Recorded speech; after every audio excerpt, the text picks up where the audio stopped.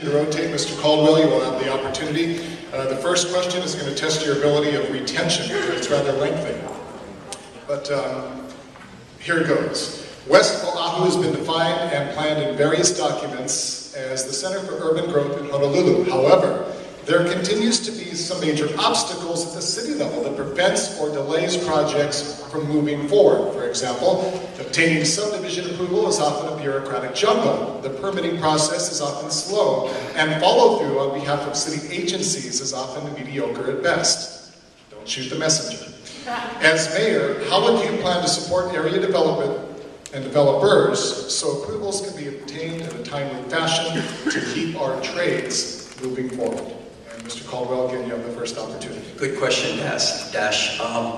You know, as the managing director, I spend a lot of time trying to expedite permits that are stuck in our permitting process. And I agree with whoever asked that question that we need to do a much better job. Because for me, you move permits through the system, that means we get more projects out the door, that means we have construction projects, that means we're creating thousands of jobs. And the good news is out in the Everplain, there are thousands of jobs that will be created. We just expedited the permit process for UH West Oahu. Ask Gene. They now have the permit to pour the foundation for their first building, and it's going to create lots of jobs. We're also working with Kapolei Commons to expedite some permitting, and I continue to meet with the Bartolo and their huge projects, shopping center, commercial projects. And so we need to do a better job, and I kind of feel like I'm the concierge for permitting right now. What I'm looking at basically is a way to set up an infrastructure, a virtual reality, where everyone can sit around the table through computers and review permits to make sure that they come out more quickly. And I think that we're going to be making a difference in that regard because it will create the jobs that we need. Thank you very much. Thank you. And a reminder, in the question and answer phase, the questions are limited to 2 minutes. You step well within your time. Thank you. Mr. Caldwell.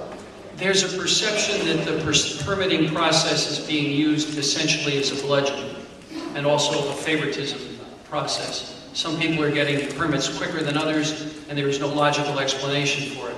The only way to overcome that is complete transparency.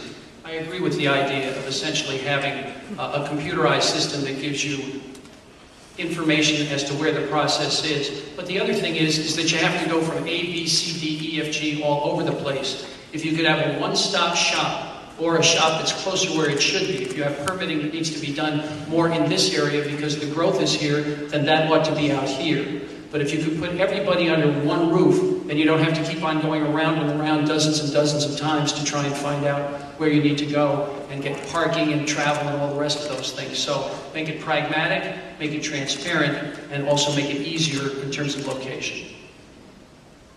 Thank you very much. Mr. De La Cruz. Thank you. First of all, I believe we need to streamline the planning process, remove redundancy, and track the entire process online.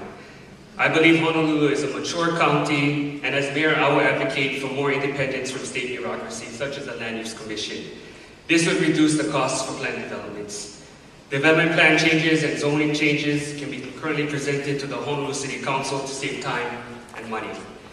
As mayor, I will administratively find ways to expedite the subdivision and permit application processes, and which would again reduce costs, create jobs, and provide more housing.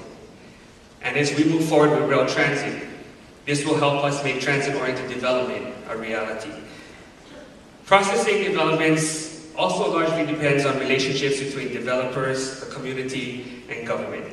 As a member of the Honolulu City Council, I spend countless hours building positive working relationships with my fellow council members, developing communities and business leaders.